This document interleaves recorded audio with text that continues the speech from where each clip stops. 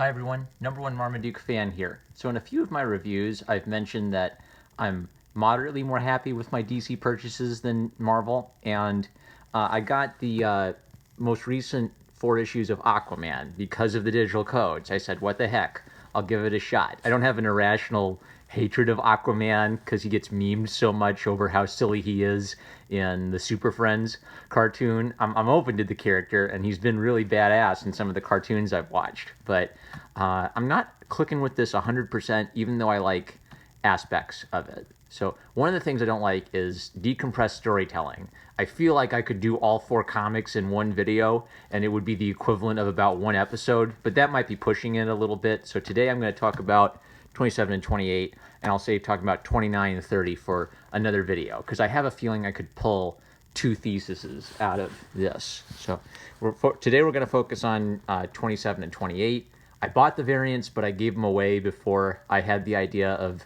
doodling on variants to critique lamer aspects, and these 2 are digital code giveaways. So I'm going to reveal the digital code of this one at the end, and it's first come, first serve on that.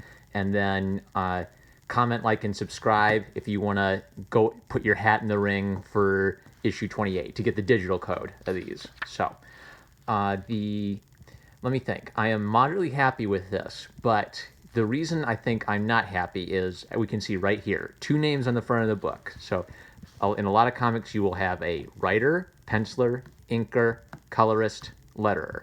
About 5 guys. And then, of course, there's editors and such, but about 5 guys working on the stuff that goes in the book itself. And here, Sedgwick is taking on the duty of penciler, inker, and colorist. So it's one thing if you want to try to be a penciler and inker. It's one thing if you want to be maybe a writer and a artist. But I do not think that one artist should be taking on all 3 of those duties together.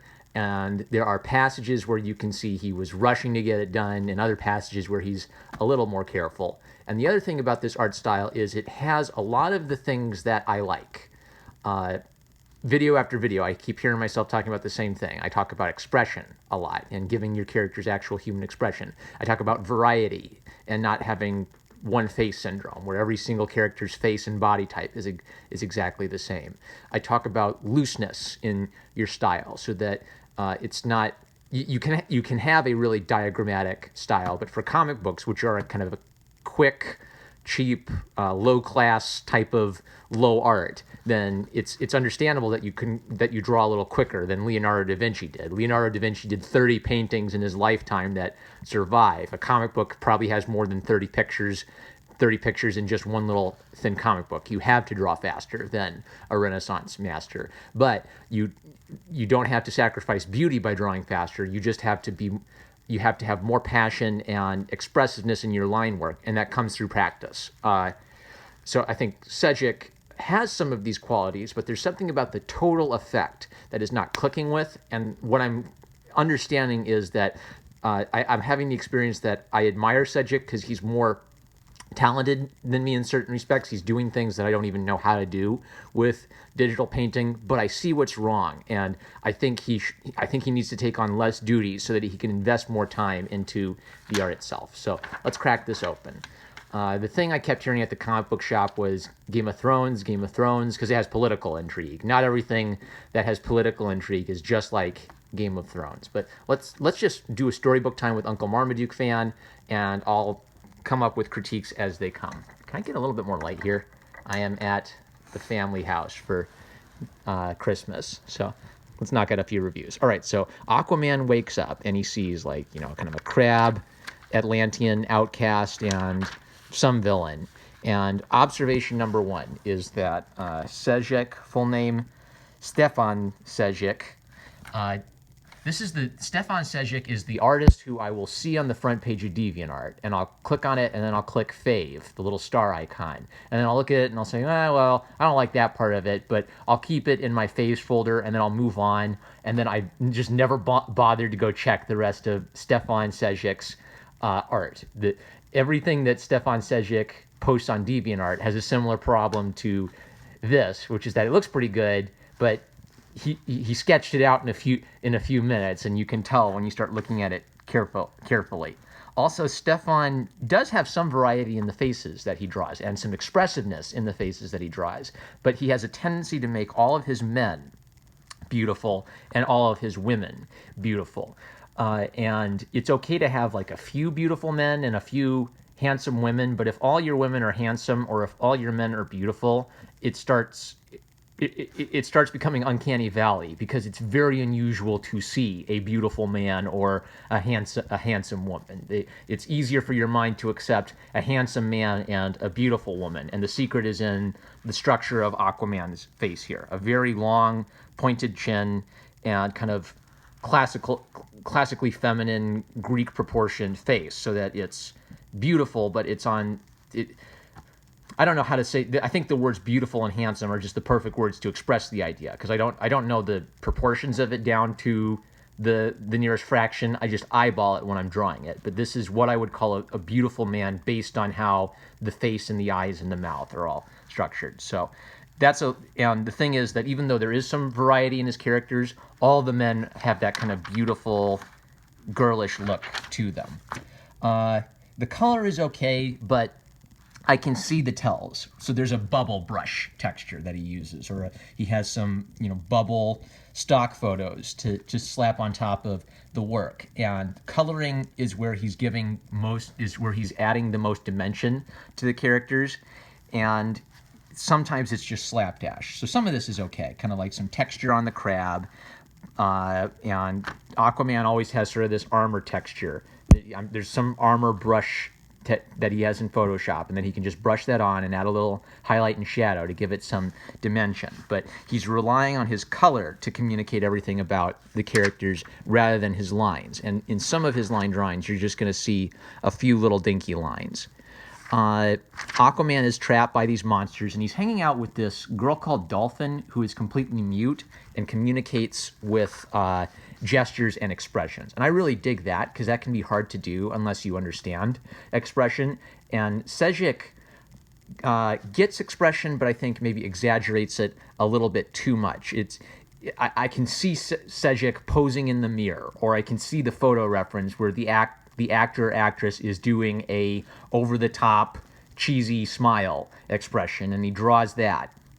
But for a realistic style, a little bit more subtlety helps it feel right. A cartoonist, a lot of cartoonists famously sit in front of the mirror and make, wah expressions in front of the mirror. I'm not going to do a face reveal, but I actually have a mirror right in front of me. So when I do my face reveal, I'll show you some of that kind of stuff. But a cartoonist can get away with that because it's funny drawing. It's over the top. It's fantasy. A realist artist, if you put crazy over-the-top expressions on top of a realistic-looking person, the expression is just going to look awkward and out of place. You want subtlety, which means start at neutral and then move slowly by degrees to the expression you want. So if this is like a flat neutral mouth, that's like a tiny little smile, and then like a really big smile is giant and from ear to ear. But you get there by degrees based on how exaggerated the moment is. Is it just like, are they startled because they saw a cat,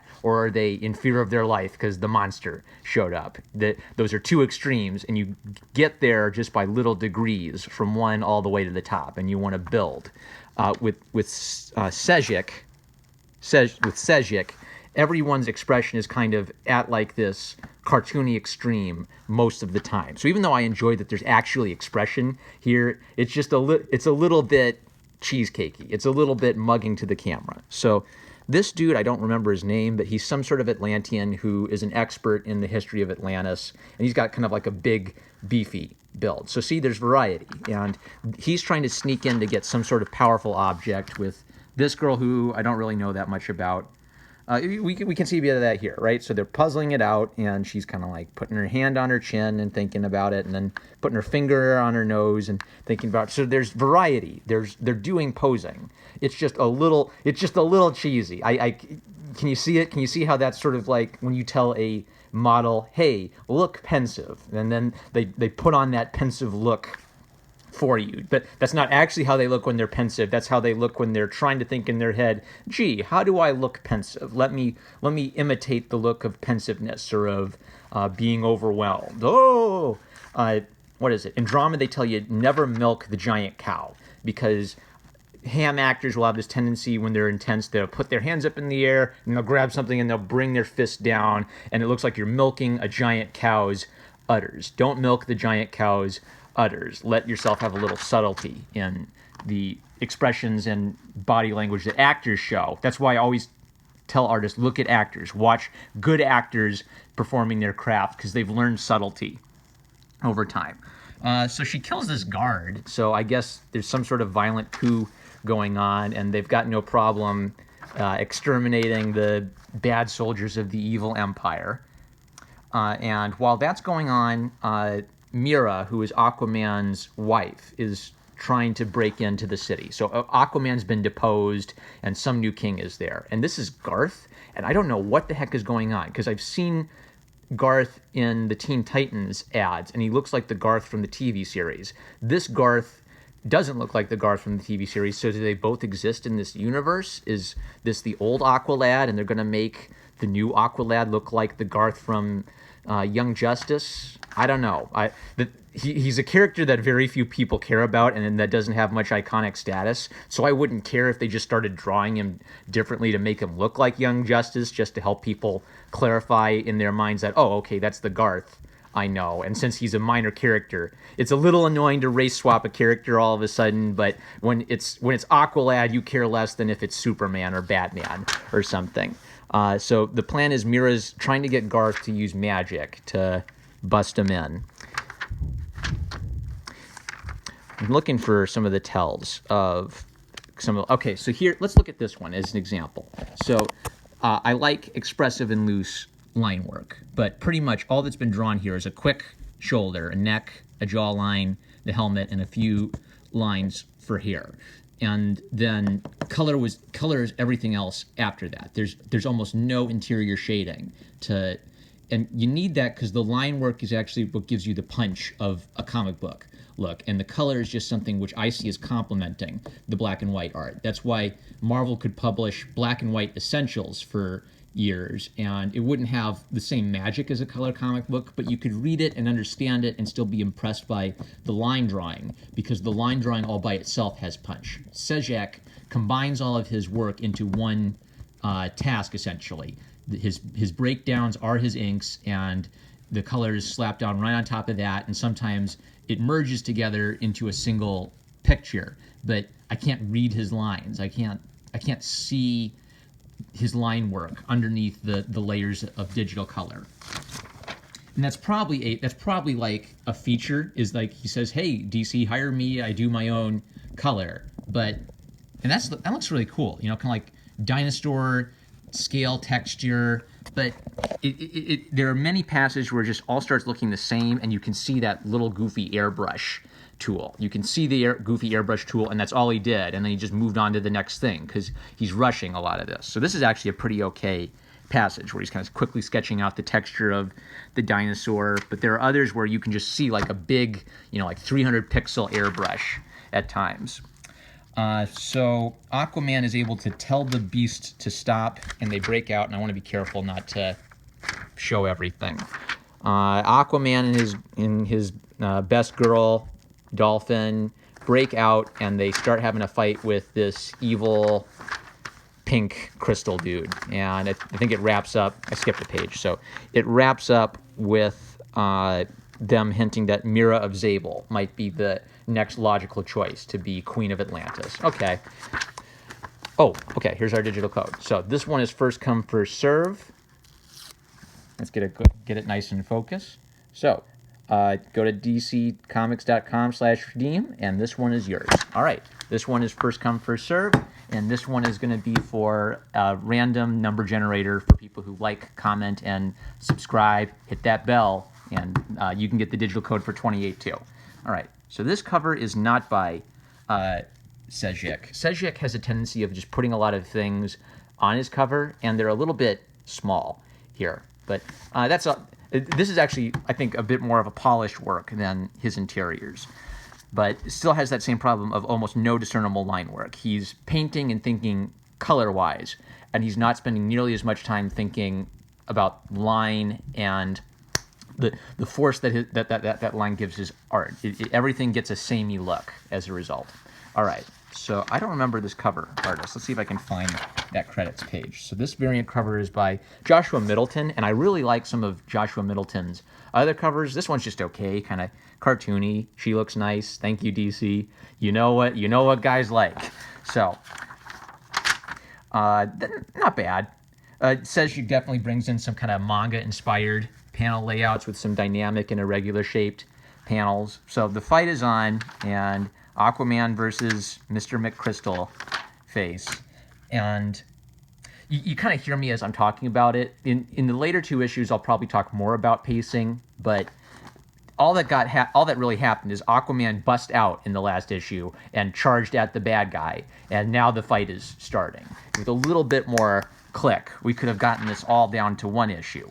While Aquaman is up to that, Baldy McBeardface here is trying to find the super weapon, and to find the super weapon, he has to say the names of all the ancient denizens of this Atlantean tomb.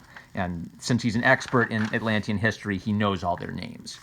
And okay, so here's an example, right here. Okay, let's read this, and I'll try to make my point. Will this work, Volko? Volko says, Undyne, my dear, you asked me to find the way into the treasury. The higher levels are all too closely guarded by the drift. But I was once the chief elder. I know the old lore and the secret places.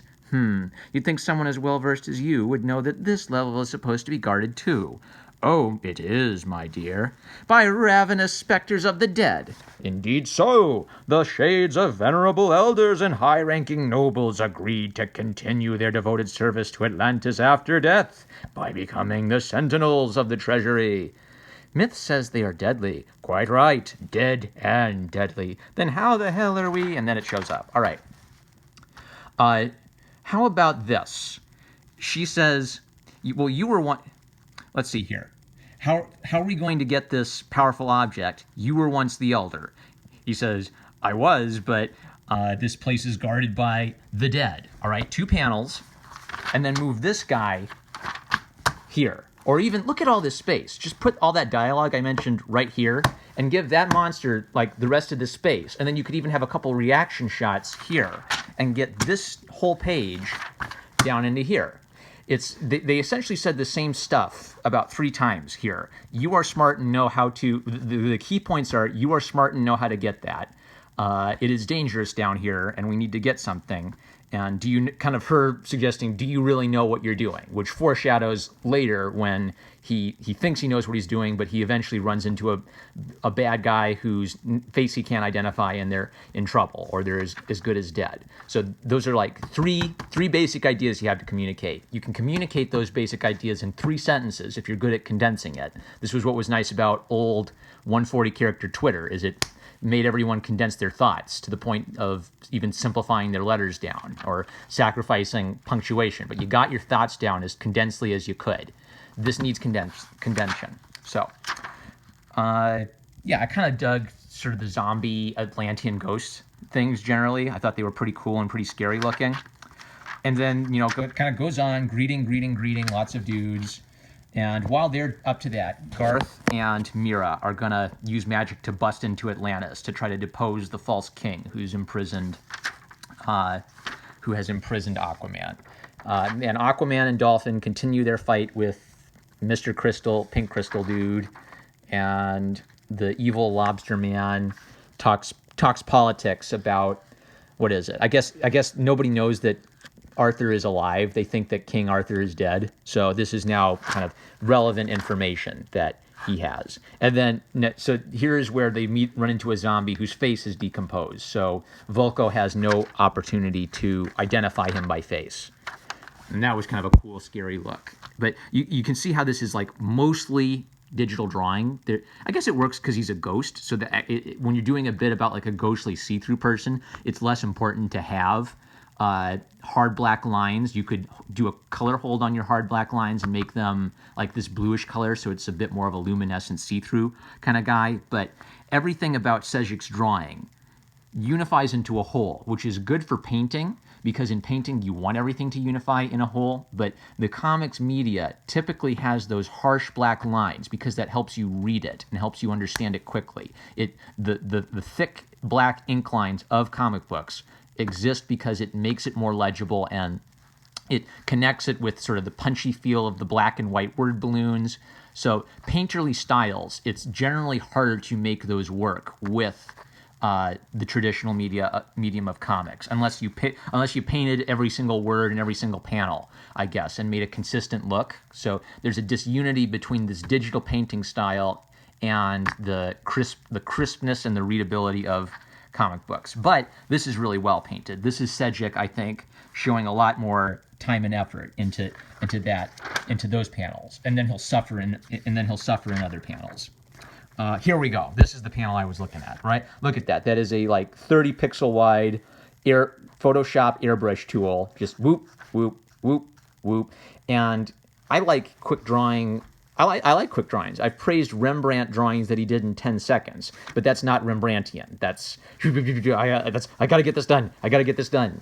And it's not even adding to the total effect. I just don't find this beautiful. And even if you were using like ink brush, if you were drawing that quickly, the ink brush, it's not to say that traditional tools are automatically better than digital tools and automatically more beautiful than digital tools, but traditional tools behave in a way that digital tools don't. So when you're working digitally, you have the benefit of cleanness, but you're losing some of the misbehavior that ink does on paper, and that misbehaving ink ends up looking really unique and interesting. And this is all the same kind of width and style of mark. So that's where I think that Sedgwick is losing something.